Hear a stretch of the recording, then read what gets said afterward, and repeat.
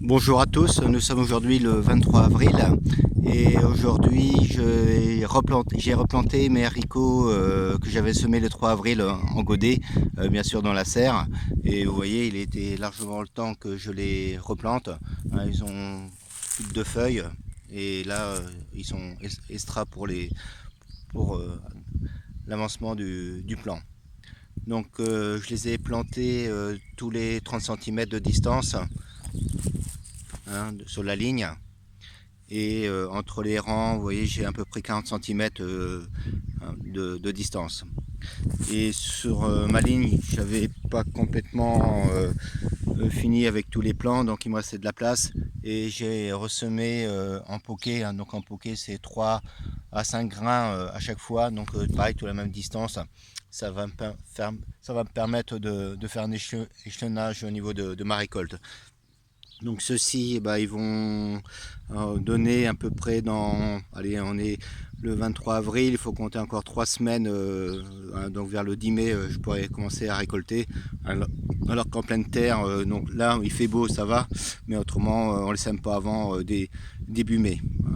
Donc c'est vrai que là on a un temps quand même exceptionnel, même si on est en Normandie.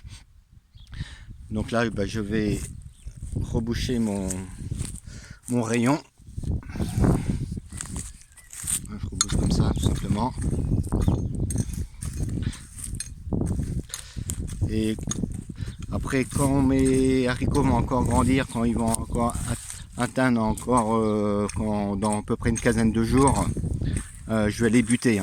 Donc le buter, c'est simplement remettre, je vais vous faire voir, remettre un peu de terre au pied, comme ça,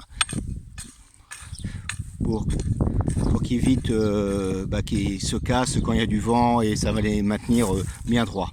Parce qu'avec les haricots, ils vont avoir du poids, donc de chaque côté. Ça s'appelle un butage. Donc on fait une butte. Voilà.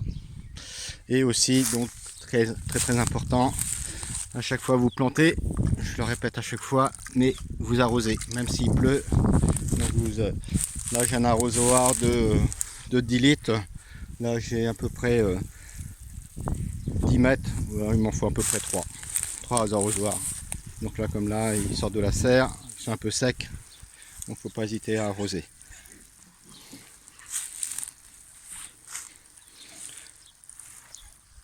Donc, par contre, je mets pas d'anti-limaces, mais si vous voyez qu'il y a quand même qu'il pleut beaucoup, donc les limaces vont sortir, vous mettez un anti-limace bio. Mais maintenant on trouve que ça, en jardinerie, tant mieux.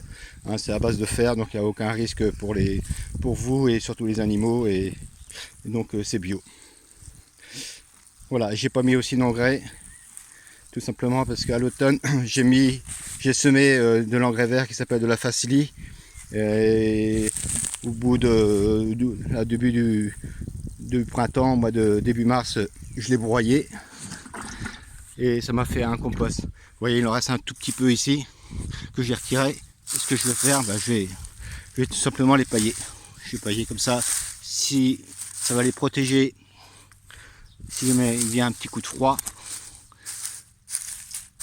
et puis ça va éviter de trop arroser, ça garde de l'humidité.